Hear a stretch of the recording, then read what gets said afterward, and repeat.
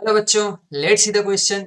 If magnitude of A vector cross B vector का square plus magnitude of A dot B का square equal to 144 and magnitude of A equal to 4, then magnitude of B vector is equal to dash. ठीक है, तो अपने पास given जो problem है, चलिए इसको हम क्या करते हैं, सॉल्व करते हैं। ठीक है, तो क्या गिवन है, सबसे पहले हम देखते हैं A vector cross B vector होता क्या है। A vector cross B vector जो होता है, ये magnitude of A vector magnitude of B vector into sine theta N cap होता है। एन कैप क्या होता है, यहाँ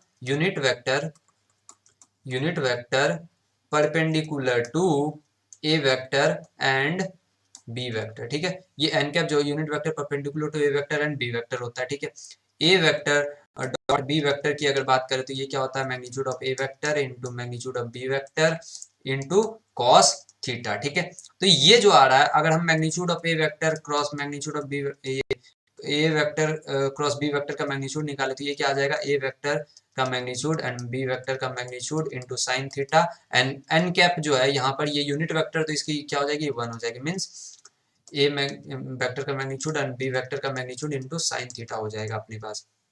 अगर magnitude of A vector dot B vector निकाले तो ये क्या हो जाएगा, magnitude of A vector and magnitude of B vector and ये हो जाएगा कॉस थीटा। ठीक है, तो ये अपने पास जो गिवन प्रॉब्लम में क्या गिवन है, गिवन प्रॉब्लम में जो है वो है magnitude of A vector cross B vector का square plus magnitude of A dot B vector का स्क्वायर इक्वल टू 144। तो यहाँ पर से अगर हम देखें तो ये क्या हो जाएगा, मैग्नीट्यूड ऑफ ए वेक्टर का square into magnitude of B vector का square into sine square theta.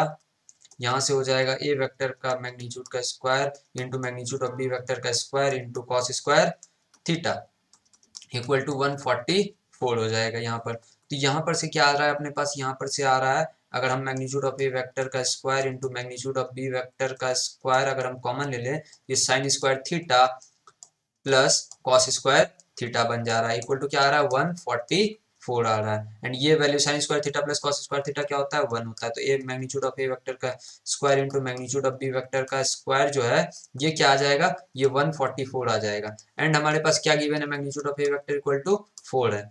तो यहाँ पर से हम निकाल सकते हैं, यहाँ पर जो हो गया ये 4 का square into magnitude of B vector का स्क्वायर इक्वल टू क्या हो गया, 144 हो जाएगा। तो यहाँ पर मैग्नीट्यूड ऑफ बी वेक्टर का स्क्वायर जो हो जाएगा, ये हो जाएगा 144 बाई में ये हो जाएगा 16। तो ये कितने बार में जाएगा, ये 4 टाइम्स 4 एंड ये 4 टू जाइए 4 एंड ये क्या हो जाएगा, 4 से ये जाएगा तो अपने पास 1 मिनट 4 3 टाइम्स एंड ये 2 एंड ये 6 टाइम्स 36 हो जाएगा। 4 से ये 9 बार में जाएगा। तो यहाँ पर क्या आ गया, ये हो जाएगा 9। तो मैग्नीट्यूड ऑफ बी वेक्टर जो अपने पास निकल के आएगा ये आ जाएगा प्लस माइनस 3 आना चाहिए। लेकिन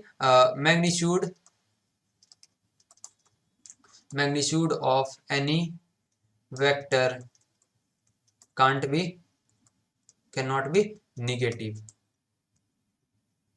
negative so magnitude of B vector क्या हो जाएगा, 3। तो अपने से पूछा क्या गया था, अपने से पूछा गया था then magnitude of B vector is equal to 3। ये हो गया अपना correct option. I hope you understand the solution. Thank you.